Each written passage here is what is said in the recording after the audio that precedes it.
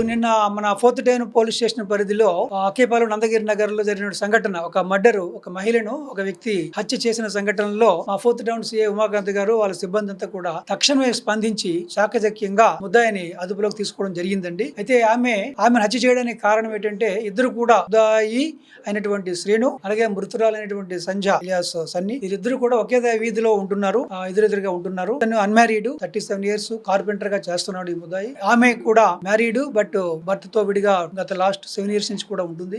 ఇద్దరు ఒకే వీధిలో ఉండడం, ఇద్దరు కూడా గత 8 months బ్యాక్ ఒక ఆమె తాలూకు బైక్ ని ఎవరో కట్ చేసి డామేజ్ చేశారు. ఆ విషయంలో ఇతని మీద ఆమె అనుమానపడి రిపోర్ట్ చేయడము, పెద్దల సమక్షంలో వాళ్ళు రాజీ ఇవ్వడము, ఇతను ఆ బైక్ ని బాగు చేయించడం జరిగింది. అప్పటి నుంచి కూడా ఇద్దరికి తగులు అవుతున్నాయని చెప్పి తెలిసింది. ఆమెను ఎక్కువగా అడుగుతుంది. ఇదే కారణం కాకుండా ఇతను శ్రీని అనేవాడు ముద్దాయి వేరే ఒక అమ్మాయితో ఫ్రీక్వెంట్ గా మాట్లాడి క్లోజ్ గా మూవ్ అవుతున్నాడనే విషయం పైన కూడా ఆమె ఇతన్ని రోజు ఇతనితో గొడవ పడుతుంది అనేది కూడా ముద్దాయి ద్వారా మనకు తెలిసింది. అతను చెప్తున్నాడు ఆ విషయం. సో నిన్న కూడా అదే విషయంలో ఆమె గొడవ పడింది. ఇతనితో గొడవ పడిన సందర్భంగా ఇతను ఇంకా ఆమెతో ఉన్న పాత కక్షల కారణంగా ఇతను నిన్న అతని దగ్గర ఉన్నటువంటి కార్పెంటర్ అవడం వల్ల అతని దగ్గర కత్తి ఎప్పుడు పెట్టుకుంటాడు, షార్ప్ ఎడ్జ్డ్ నైఫ్. ఆ కత్తిని తీసి ఆమెని అందరూ బయట ఆ వీధిలోనే అందరూ చూస్తుండగానే పేక కోసి చంపడం జరిగిందండి. తర్వాత అతను పరారు అయిపోయినాడు అక్కడి నుంచి. ఆ విషయం ఎవరు మనకి అక్కడ పలానా పేరు గానీ అతను ఎక్కడ ఉన్నాడో చెప్పలేపారు. అతని తాలూకా డీటెయిల్స్ అన్ని కూడా మా సిఐ గారు తెలుసుకొని చాకచక్యంగా ఇది no time, just in few hours time లోనే అతన్ని అదుపులో తీసుకోవడం జరిగిందండి. దీనికి సంబంధించి రెస్పెక్టెడ్ సిపి సార్ శ్రీ శంకర్బత ఐపీఎస్